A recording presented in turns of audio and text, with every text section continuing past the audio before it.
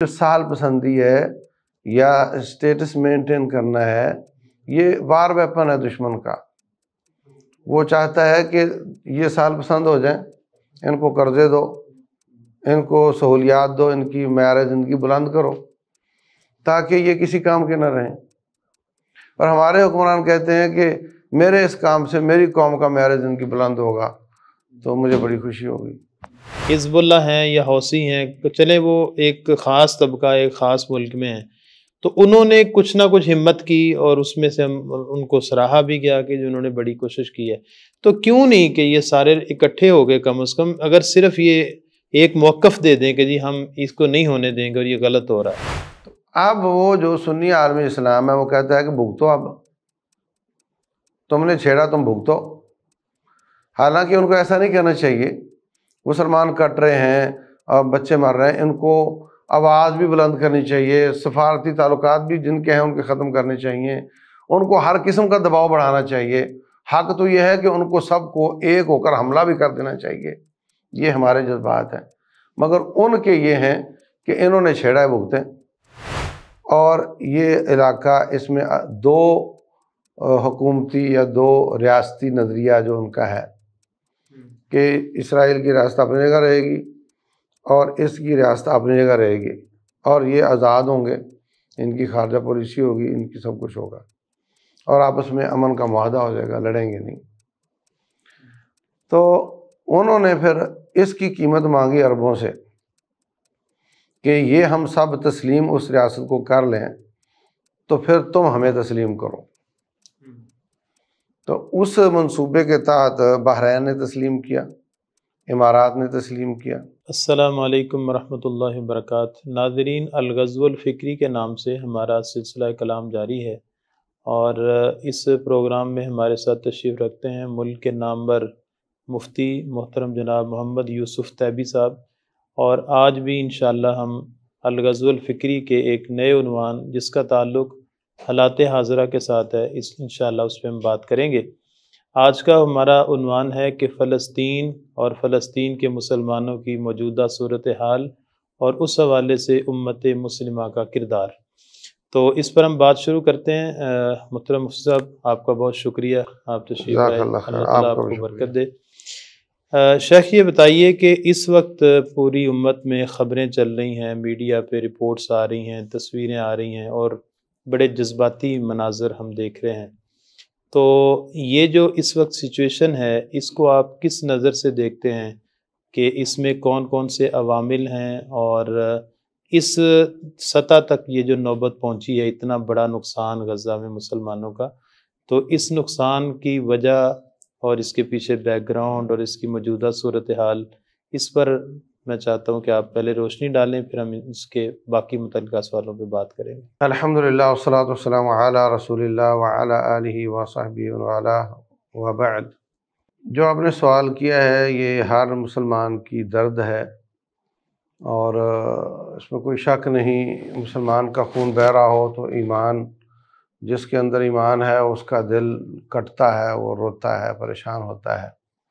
اس وقت امت اسلامیہ ساری اس کرب سے گزر رہی ہے۔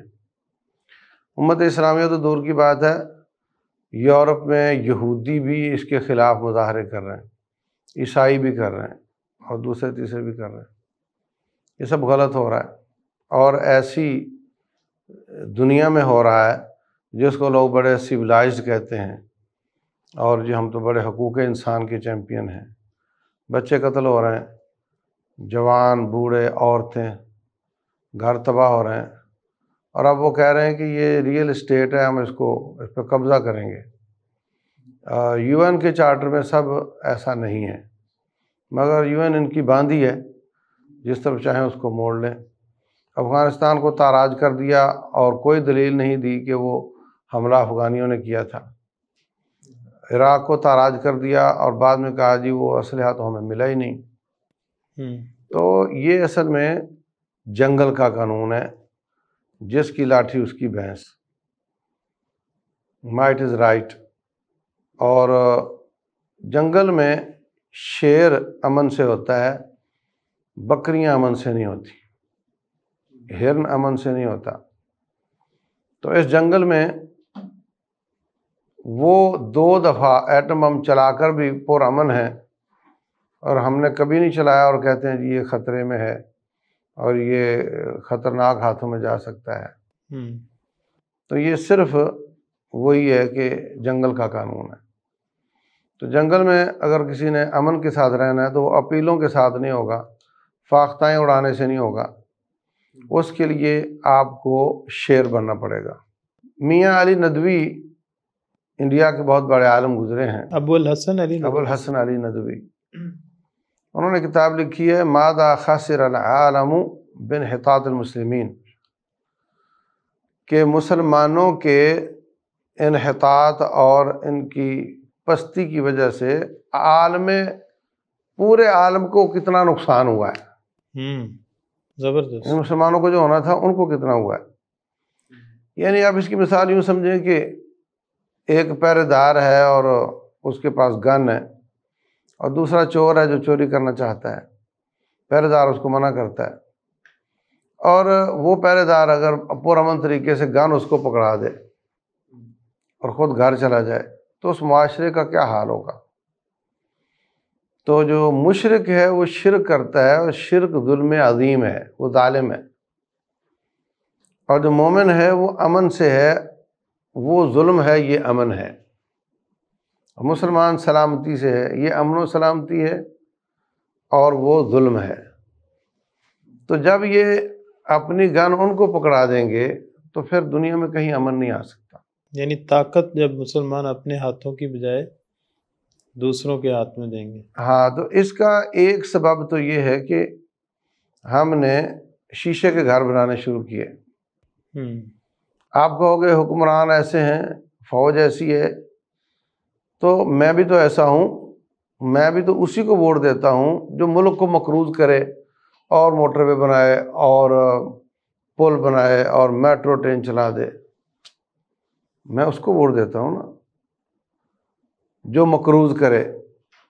اور جب بندہ مقروض ہو جاتا ہے اس کے 2 نقصان ہوتے ہیں، ایک تو آپ شیشے کے گھر میں رہنے لگ گئے، اور جس کا گھر شیشے کا ہو وہ کسی سے لڑائی نہیں کر سکتا، اور دوسرا نقصان یہ ہوا کہ آپ کے گلے میں بیلٹ آ گیا اور وہ اس کے ہاتھ میں چلا گیا، اس کی رسی اس کے ہاتھ میں چلی گئی۔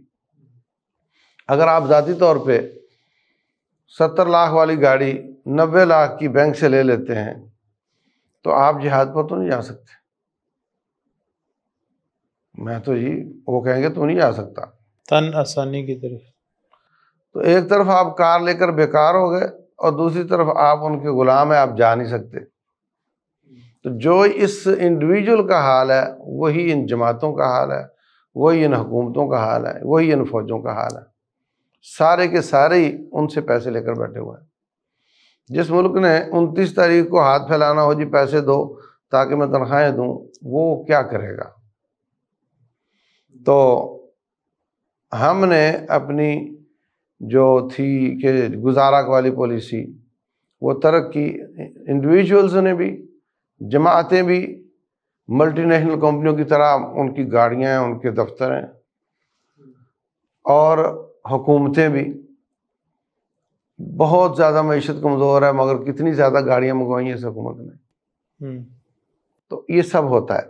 تو ایک طرف مقروض ہونا، مقروض آدمی جہاد نہیں کر سکتا، دوسری طرف اس کا جو سہل پسند ہونا ہے یہ اس کو رکاوٹ، پاؤں کی زنجیر بن جاتا ہے۔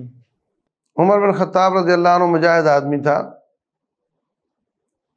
انہوں نے جبری فقر اختیار کیا تھا۔ ایک ہوتا ہے اختیاری فقر، ایک ہوتا ہے جبری۔ تو پہلے جبری تھا، پھر انہوں نے اختیاری کو بھی اپنے اوپر لاگو کر لیا۔ مثلا نبی صلی اللہ علیہ وسلم جب پیٹ پر پتھر باندھ رہے ہیں تو اس وقت وہ جبری فقر تھا۔ جبری فقر سے مراد شیخ آپ کی؟ مطلب آپ کے پاس پیسہ ہے ہی نہیں، آپ مجبور ہیں پیٹ پر پتھر باندھنے پہ۔ اور دوسرا یہ ہے کہ پیسہ ہے آپ کے پاس مگر آپ اس کو بہت ہی گزارے کے حساب سے استعمال کر رہے ہیں، اس کو ہم اختیاری کہیں گے، یہ اختیاری فقر ہے۔ اب آخری دن رسول اللہ صلی اللہ علیہ وسلم کی بیویوں کے لیے آپ نے زرا گروی رکھ کر یہودی سے جو لیے ہوئے تھے، اور پیسہ بہت تھا آپ کے پاس، مگر سب صدقہ کر دیتے تھے۔ ہر مارکے کا 1/5 ان کو ملتا تھا ذاتی، اور جو علاقے بغیر جنگ کے فتح ہوئے وہ ٹوٹل ان کے ہوتے تھے۔ اچھا، عمر بن خطاب رضی اللہ عنہ بیت المقدس کی چابیاں لینے جاتے ہیں، 1200 کلومیٹر کا فاصلہ ہے، اسی فلسطین کی فتح کے موقع پہ جی، اور آدھی دنیا کا امیر المومنین ہے، اور 600 کلومیٹر پیدل سفر کرتا ہے۔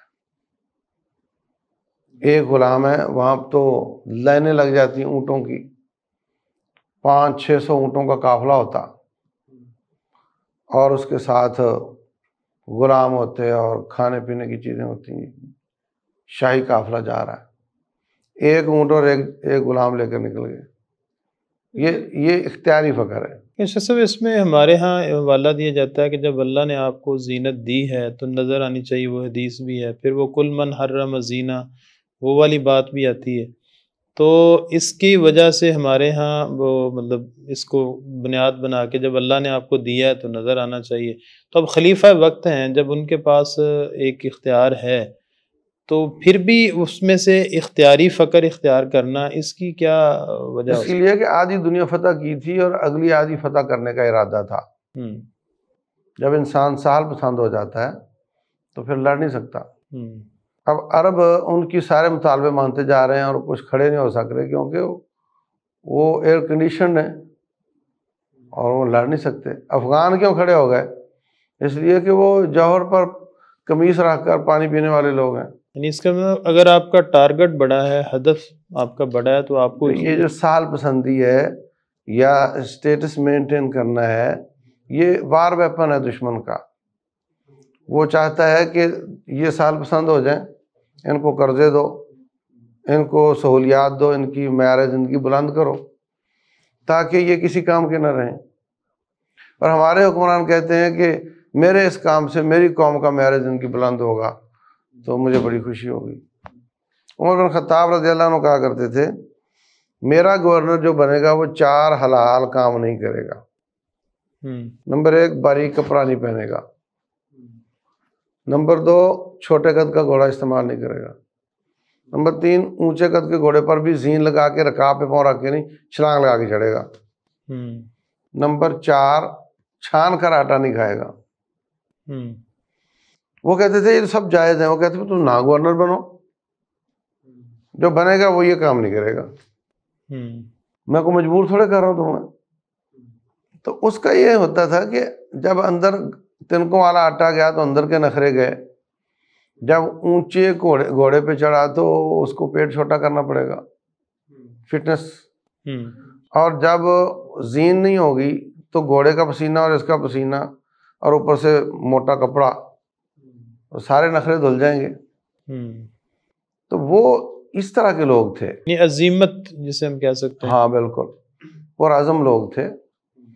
تو یہ کام ناجائز نہیں ہے، مگر وہ سمجھتے تھے کہ ہمارے جسم مضبوط رہنے چاہیے اور تکلیف کو برداشت کرنے والے ہونے چاہیے۔ اچھا، اب میں کہنا چاہ رہا ہوں کہ یہ جو ہم شور کر رہے ہیں کہ وہاں اتنا ظلم ہو رہا ہے، کاش مجھے وہاں جانے کا موقع ملتا، تو یہ باڑی ہے نا، باڑ مار لو آپ، ورنہ اس کو موقع دیں تو کچھ بھی نہیں کر سکے گا، چل ہی نہیں سکے گا، پیدل ہی نہیں چل سکے گا، 20 کلومیٹر نہیں چل سکے گا، وہاں تو بہت چلنا پڑے گا۔ یہ وہ جو آیت بھی ہے نا کہ اگر وہ نکلنے کا ارادہ رکھتے تو کم از کم تیاری تو کرتے۔ وَلَوْ أَرَادُوا الْخُرُوجَ لَأَعَدُّوا لَهُ عُدَّةً، تیاری کرتے اس کی۔ نمبر 2، جو تیرا ذاتی حال ہے وہی تیری حکومت کا حال ہے۔ یہ بہت عام چیز ہے جس کو ہم سب لوگ نظر انداز کر کے حکومت پہ چڑھائی کر لیں۔ اچھا، سپوز کہ ہماری فوج حملہ کر دیتی ہے تو کس پر حملہ ہوگا؟ امریکہ پہ، ٹھیک ہے؟ اس کا ریئیکٹ کس پہ ہوگا؟ آپ پہ۔ اور جو تصویریں آپ وہاں کی دیکھ رہے ہیں وہ تصویریں اپنے ملک کی ہو جائیں گی، تو یہ بہت جلدی کہہ دیں گے کہ نہیں نہیں وہی ٹھیک تھا، ادھر نہیں ہونا چاہیے تھا، کیونکہ ہم نے شیشے کا گھر بنایا ہے، ہمیں ساری زندگی بینک سے قرضہ لے کے بنگلو کھڑا کیا ہے، تو ہم تو ٹوٹتا ہوا نہیں دیکھ سکتے اس کو. تو یہ ایک بہت بڑا سبب ہے اوور آل سرد مہری کا. فوجیں، حکومتیں، عوام لڑنا نہیں چاہتے، جینا چاہتے ہیں. دوسری ایک وجہ یہ بھی ہے کہ لڑائی ہوگی امریکہ سے، اور پورے عالم اسلام میں کون کون سا ملک ہے جو اس سے مقابلہ کرنے کی استطاعت رکھتا ہے؟ یا تو عوامی سطح پر ہر بندہ تیار ہو، جیسے افغانستان کے لوگ ہیں، لوگ فوراً میری بات سن کے کہیں گے افغانوں نے کیا کیا، تم اپنی اوقات تو دیکھو. لیکن شاہ صاحب اس میں ایک اختلاف یہ ہو سکتا ہے کہ ہم یہ کہیں کہ جی اس کے نتیجے میں ہمارے ہاں نقصان ہو جائے گا، یا ہماری تیاری کیا ہے، یا قوت، اور تو یہ چیزیں تو دین کی تقاضا. دین تو کہتا ہے ہلکے ہو یا باری ہو، بس نکلو اور اس کے بعد اللہ کی میں یہ کہہ رہا ہوں نا کہ عوامی سطح پہ آ جاؤ نا، نکلو. جس طرح افغانیوں نے کیا اس طرح کا ہو جائے تو انشاءاللہ اللہ مدد کرے گا، اور دنیا کی کوئی طاقت ہمیں ہرا نہیں سکے گی. لیکن اگر آپ عوامی سطح پر نہیں شروع کرتے، پھر اس میں ٹوٹل ڈسٹرکشن کا بھی ذہن میں رکھو نا، ان کی تصویریں بھی آنکھوں کے سامنے لاؤ نا، یعنی پھر آپ مکمل نتیجے کے لیے تیار ہو جاؤ نا، انشاءاللہ پھر جیت ہماری ہوگی.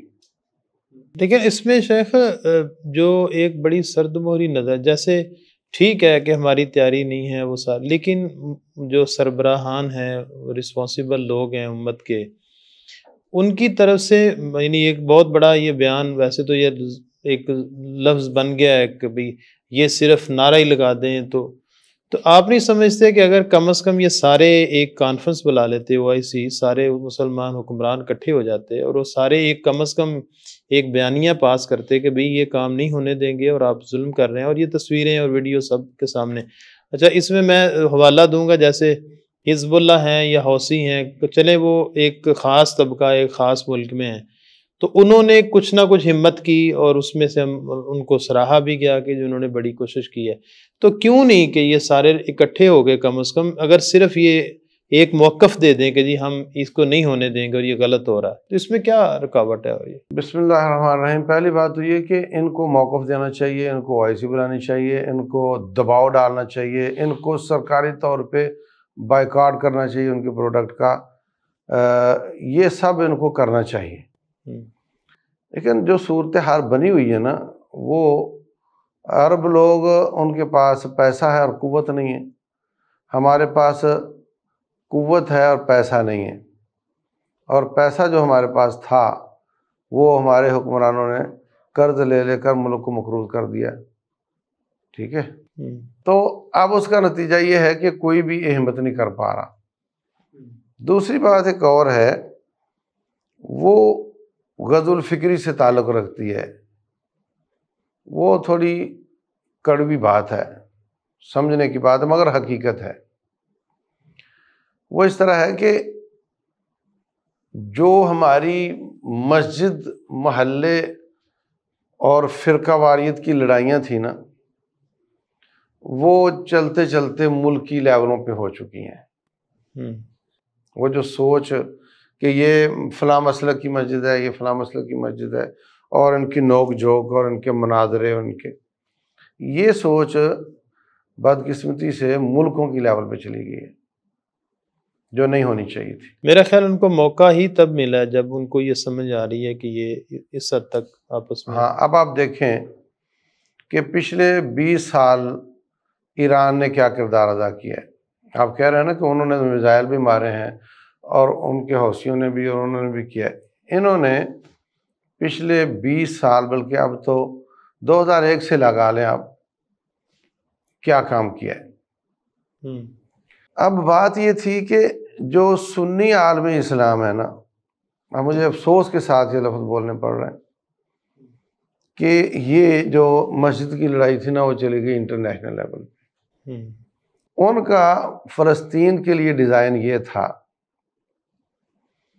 کہ جس طرح وہ فلسطین کا حصہ جس میں بیت المقدس واقع ہے، 3 ٹکڑے ہیں نا اس کے، ایک وہ حصہ جس میں بیت المقدس واقع ہے، ایک ٹکڑا جو اسرائیل کے پاس ہے، اور ایک جو غزہ ہے. ان کے ساتھ ان کی یہ طے ہو گیا کہ بھی آپ ادھر رہو سکون کے ساتھ، اور تمہاری حکومت بھی ہوگی، تمہارا صدر وزیر اعظم بھی ہوگا، اور تمہیں نہیں چھیڑا جائے گا۔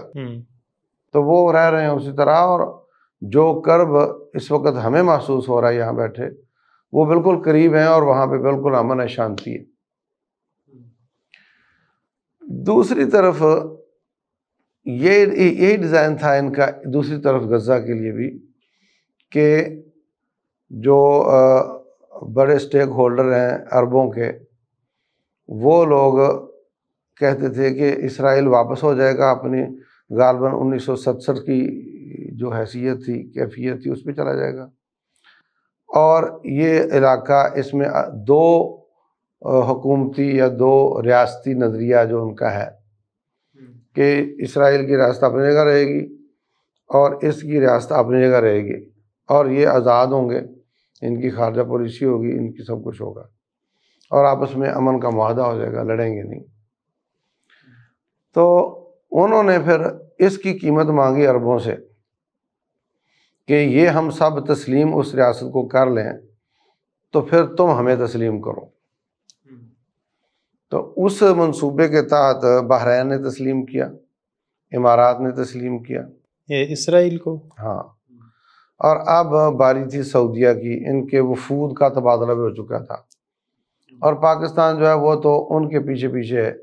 کشمیر کاز پاکستان کی سمجھی جاتی ہے، اس میں وہ پاکستان آگے ہے، وہ پیچھے ہیں، اور فلسطین عربوں کی کاز سمجھی جاتی ہے، حالانکہ وہ عالم اسلام کی ہے۔ تو وہاں پہ جو ان کا موقف ہے وہ ہمارا ہے، یہ ایک پالیسی ہے پاکستان کی۔ تو اگر وہ تسلیم کر لیتے ہیں اور وہ ریاست بن جاتی ہے اور امن معاہدہ ہو جاتا تو یہ کہتے تھے ہم بھی کر لیں گے۔ یہاں بھی چھپ چھپ کے وفود کا آنا جانا ہو چکا ہے۔ اب اس سارے میں جو ایران اور اس کی پراکسی تھی، ان کی کوئی جگہ نہیں تھی، تو وہ تو یہاں بھی قدس ریلی وہی نکالتے ہیں، اور ان کو بھی مکمل خرچے وہی اٹھاتے تھے۔ تو اب ان کی اشیر بات سے انہوں نے اچانک ایسے موقع پہ حملہ کر کے وہ سارا پلان کھٹائی میں ڈالا۔ یعنی یہ ان کا موقف ہے سنی عالم اسلام کا۔ اور اب اچھا یہ سمجھتے تھے کہ یار یہ بہت بڑا بدمعاش ہے اسرائیل اور اس کے پیچھے امریکہ ہے، تو اس کو نہ چھیڑو، نہ ان کو کوئی موقع نہ دو۔ یہی پالیسی پاکستان کی افغانستان میں رہی، یار بہت بڑے بدمعاش ہیں اور 61 ملک آئے ہوئے ہیں، ان کو چھیڑو نہ۔ نبی صلی اللہ علیہ وسلم نے حضرت حذیفہ بن یمان کو بھیجا، ادھر خندق کے مسلمان تھے، خندق کے اس پار کافر تھے، تو کہا حذیفہ کون جائے گا اس پار اور ان کی خبر لے کر آئے گا؟ حضرت حذیفہ کہتے ہیں ٹھٹر رہے تھے سارے سردی سے، کسی نے سر نہیں اٹھایا۔ آپ نے پھر پوچھا، آپ نے پھر پوچھا، آخر مجھے نامینیٹ کر دیا، اور میں حذیفہ جا مگر ان کو چھیڑنا نہیں ہے۔ کہتے میں جب میں نے خندق پار کی تو ان کے او پی نے کہہ دیا جی کو بندہ آ گیا، اندھیرا تھا، تو پتہ کرو کون ہے وہ۔ تو میں نے جہاں جا کر بیٹھا وہاں 2-4 کافر بیٹھے ہوئے تھے، میں نے خود ہی ان سے پوچھنا شروع کر دیا تو کون ہے اور تو کون ہے، اور میں نے اس کو اوکے رپورٹ دے دی کہ کوئی نہیں آیا ادھر، اور باقیوں نے بھی اوکے رپورٹ دے دی، تو میں چھپ گیا ان میں۔ کہتے ہیں کہ ابو سفیان اس وقت کفر پر تھے اور وہ ان کے امیر تھے، اور وہ بالکل میرے سامنے تھے، اور میں تیر مارتا تو کبھی خطا نہ جاتا، گردن پار کر جاتا، لیکن نبی صلی اللہ علیہ وسلم نے فرمایا تھا ان کو چھیڑنا نہیں۔ یہ اتحادی فوجیں آئی ہیں، ان کو چھیڑنا نہیں، پرولونگ کرنا ہے، چھیڑنا نہیں اس کو۔ یعنی جنگ میں جذبات کی بجائے حکمت عملی جو ہے۔ اب کیا ہوا، وہ کہتے ہیں میں واپس آ گیا۔ اب وہ اللہ نے ہوائیں چلائیں سرد، اور آخر وہ اکتا کر چلے گئے، سیم جیسے افغانستان میں اتحادی فوجیں آئی تھیں، اور پاکستان نے اس کو پرولونگ کیا، اور کبھی وہ کھینچتے تھے تو پاکستان ڈھیلا ہو جاتا تھا، کبھی وہ ڈھیلے ہوتے تو پاکستان کھینچ لیتا تھا، ان کی سپلائی بند کر دیتا تھا کبھی وہ، لیکن اس میں شعلہ نہیں آنے دیا اس آگ میں۔ تو یہ پالیسی تھی کہ یہ جو دشمن ہے یہ بہت بڑا ہے اور روس اس کے مقابلہ کرتا ہے، ہم نہیں کر سکتے، تو اس کو چھیڑو نا۔ اب ان میں سے اس نے چھیڑ دیا ان کو، تو اب وہ جو سنی عالم اسلام ہے وہ کہتا ہے کہ بھگتو، اب تم نے چھیڑا تم بھگتو۔ حالانکہ ان کو ایسا نہیں کرنا چاہیے، مسلمان کٹ رہے ہیں اور بچے مر رہے ہیں، ان کو آواز بھی بلند کرنی چاہیے، سفارتی تعلقات بھی جن کے ہیں ان کے ختم کرنے چاہیے، ان کو ہر قسم کا دباؤ بڑھانا چاہیے۔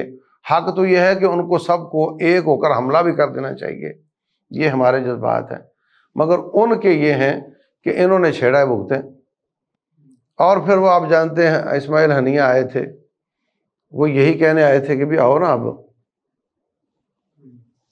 تو ان کے ہی بندے نے مخبری کروا کے ان کو قتل کروا دیا، شہید کروا دیا۔ دوسری پراکسی جو تھی وہاں بھی بندہ ان کا ہی ملا اور اس نے اس کی مخبری کی اور وہ بھی قتل ہو گیا، اب یہ دونوں گئے۔ تیسری پراکسی جو حوثیوں کی ہے اس کے پیچھے سے وہ پڑے ہوئے ہیں اور اصل کے پیچھے بھی پڑے ہوئے ہیں کہ تو نے چھیڑا ہے، اب ادھر آ سامنے، مگر وہ اب سامنے نہیں آ رہے۔ تو یہ ہے وہ وجہ جس وجہ سے اڑوس پڑوس کے ساری سنی عالم اسلام ہے نا اس میں سرد موری ہے، وہ اس جنگ کو اپنے گلے میں نہیں ڈالنا چاہتے، وہ اس شعلے کو وہ کانٹے کے ساتھ لگی ہوئی بوٹی سمجھتے ہیں جس کے ساتھ بڑی مچھلی کا شکار کیا جاتا ہے، اور سمجھتے ہیں کہ اس کے ساتھ اس کو جہاں روک سکتی وہاں روکو، ورنہ اگر اس میں ہم کودے تو وہ جو جا رہے ہیں وہ تو جائیں گے ہی، اور جو نہیں جا رہے وہ بھی جائیں گے۔ جب آگ لگتی ہے نا کھیتوں میں تو جو عقل مند ہوتے ہیں وہ 8-10 کھیت آگے جا کر ہل چلا دیتے ہیں فصل میں، خشک گندم ہے اس کو آگ لگ گئی ہے، 8-10 ایکڑ آگے جا کے ہل چلا دیتے ہیں، تو وہاں سے گندم ختم ہو جاتی ہے تو آگ وہاں رک جاتی۔ تو اس وقت یہ نہیں ہوتا کہ اس کو بجھاؤ، اس وقت یہ ہوتا ہے کہ اس کو اگلے علاقے کو بچاؤ۔ تو ان کے خیال میں اس طرح ہے، میں نمائندگی نہیں کر رہا، میں بجا طور پہ سمجھتا ہوں کہ بھوکوں کو کھانا کھلانا چاہیے اور ان کی ہر قسم کی مدد کرنی چاہیے، اور سفارتی بھی اور آواز بلند کرنے کی بھی، اور جو کچھ ان سے ہو سکتا ہے۔ وہ مسلمان ہیں، اگر انہوں نے ان سب کو اعتماد میں لیے بغیر غلطی بھی کی ہو تو تب بھی مسلمان ہونے کے حساب سے وَإِنِ اسْتَنْصَرُوكُمْ فِي الدِّينِ فَعَلَيْكُمُ النَّصْرُ، ان کی مدد کرنی چاہیے۔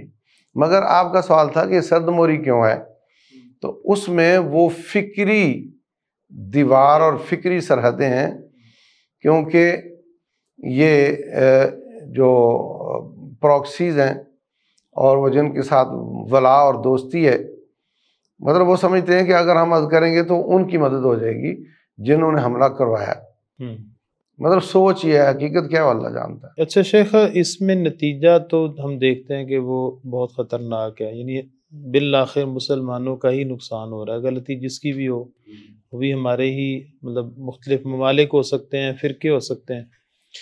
اب اس میں ایک تو آپ نے بتا دیا کہ جی اب جب ہو گیا تو اب آپ کو ایک تو اس سے وے آؤٹ نکالنا ہے، کسی طرح سے اس کو نقصان نہ ہو، اور مذاکرات کے بالآخر تو جنگوں میں یہی ہوتا ہے کہ بیٹھ کے آپ معاملات کو سالو کرتے ہیں، ایک تو یہ ہے۔ دوسرا یہ ہے کہ ہم اس طرح کی سچویشن بنے ہی نہ، اس کے لیے مطلب ہم کیا کہاں تک جا سکتے ہیں کہ بھئی یعنی جیسے ہم دیکھتے ہیں کہ جو فلسطین کو پہلے آزاد کیا تھا صلاح الدین ایوبی نے کیا تھا، اس دور میں بھی کچھ ایسے لوگ تھے کہ جو بعض دفعہ ایسے نظر آتا تھا کہ وہ دشمن کی پچ پہ کھیل رہے ہیں، اور صلاح الدین ایوبی جو ہے نا ان کو بہت بڑا ایک کہہ لیں کہ بیریئر تھا، اس میں پھر ہم دیکھتے ہیں کہ ان کے خلاف بھی بہت سارے اقدامات کرنا پڑے۔ تو ہم اس میں کیا مطلب ہو سکتا ہے کہ وے آؤٹ کیا ہے کہ کل اور کوئی شرارت کرے، کوئی چیز ہو تو پھر ہم نقصان کر بیٹھیں، تو اس سے نبٹنے کا وہ کیا یعنی ہونا چاہیے؟ ایک تو یہ ہے کہ ہم فکری طور پہ مسلمانوں کو یہ جو تفریق ہے فرقوں کی ہے اس کو کم کریں، یہ آپ نے بہت ایک بیسک بات بتائی کہ اس کو ہم ملک لیول تک لے گئے. تو اس کے علاوہ اگر کوئی پھر بھی نہیں ہے، جیسے اعلیٰ کار ہوتے ہیں لوگ نا، نبی صلی اللہ علیہ وسلم کے دور میں بھی یوز ہوتے تھے لوگ، تو اس کے لیے سنت کیا ہے، دین ہمیں کیا بتاتا ہے کہ آپ نے کس طرح سے اس مسئلے کو ٹیکل کرنا ہے؟ دیکھیں، پاکستان نے بہت زیادہ کوشش کی ہے سعودیہ اور ایران کو قریب کرنے کی، اور اب آپ جانتے ہوں کہ سفارتی تعلقات بھی شروع ہو گئے تھے. تو یہ اسی طرف جاتی ہے نا بات کہ وہ وہاں بیٹھ کے ان کو پریشان کرنے کی کوشش کرتے رہیں، وہ ادھر بیٹھ کے ان کو پریشان کرنے کی کوشش کرتے ہیں، تو مل بیٹھ جائیں تاکہ کافر اس سے فائدہ نہ اٹھائے.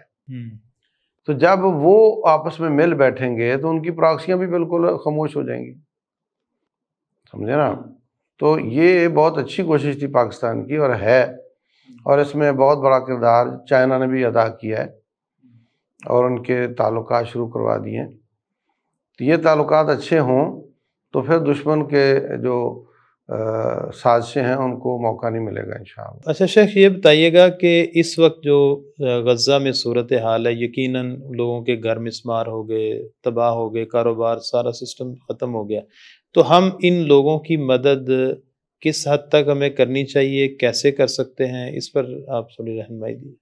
بسم اللہ الرحمن الرحیم. دیکھیں بھائی، ایک یہ ہے کہ جب دشمن کے سامنے آپ کا کوئی مسلمان کھڑا ہے، اگرچہ اس کا آپ کے ساتھ مسلک کی اختلاف ہے، تو اب آپ ابھی آپ کفر اسلام کا مسئلہ آ گیا، اب آپ کو آگے بڑھنا چاہیے.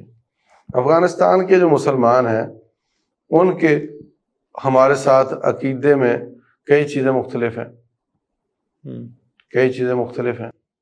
مگر ہم نے روس کے زمانے میں بھی، پاکستان نے بھی اور جماعتوں نے بھی بھرپور مدد کی، اور اتحادی فوجیں جب آتی ہیں تو بھی ان کی بھرپور مدد کی جماعتوں نے بھی اور پاکستان نے بھی، اور یہ نہیں دیکھا کہ ان کا عقیدے میں کیا جھول ہے اور ہمیں کس بات سے اختلاف ہے.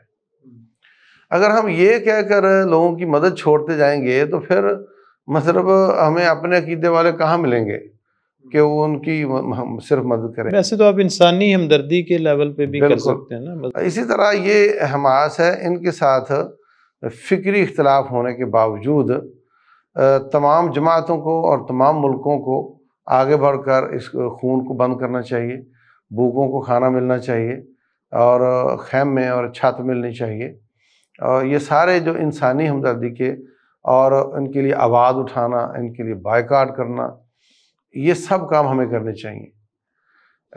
جماعتی لیول پر بھی کرنے چاہیے. بہت آفرین کے لائق ہیں وہ جماعتیں جو ان کی اس وقت مدد کر رہی ہیں. تو سرکاری لیول پر بھی اور جماعتی اور ذاتی لیول پر بھی جو کچھ ہو سکے ہمیں ان کی مدد کرنی چاہیے. یہ نہیں دیکھنا چاہیے کہ انہوں نے شروع کی اور کس نے شروع کروائی، اور یہ بھی نہیں دیکھنا چاہیے کہ اب جو ان کے نظریات کیا ہیں، بلکہ اب وہ یہودیوں اور عیسائیوں کے مقابلے میں کھڑے ہیں، تو اب مسلمانوں پر فرض ہے کہ ان کی مدد کی جائے. بہت شکریہ شیخ، جزاک اللہ. آج فلسطین کے حوالے سے اور اس ایشو کے حوالے سے بہت سیر اصل گفتگو ہوئی، جو مجھے بات یقیناً آپ کو بھی بہت ساری چیزیں مجھے یہ سمجھ آئی کہ یہ جو ہم نے فکری طور پر ایک دوسرے کے ساتھ اختلافات اور فرقہ وارانہ تعصبات کو ہوا دی ہے، یہ سٹریٹ لیول سے، انڈیویجول لیول سے اٹھ کے ملکی لیول تک جب پہنچی تو اس نے امت کا بہت بڑا نقصان کیا ہے. اگر ہم اس کو جو ہے وہ کمپرومائز کریں، برداشت کریں، جس طرح نبی صلی اللہ علیہ وسلم نے کیا، منافقین کے ساتھ کیا، اسی طرح ہم ایک دوسرے کو صبر اور تحمل کے ساتھ برداشت کریں تو یہ مسئلہ انشاءاللہ حل ہو سکتا ہے. باقی اس کے جو جہادی پہلو ہے، اجتماعی پہلو ہے، باقی جو شیخ نے بتائے ہیں، یقیناً وہ ساری سلوشنز ہیں، لیکن فکری طور پہ ہمیں اس فرقہ وارانہ تعصبات سے باہر نکلنا ہوگا. بہت شکریہ، جزاکم اللہ خیر.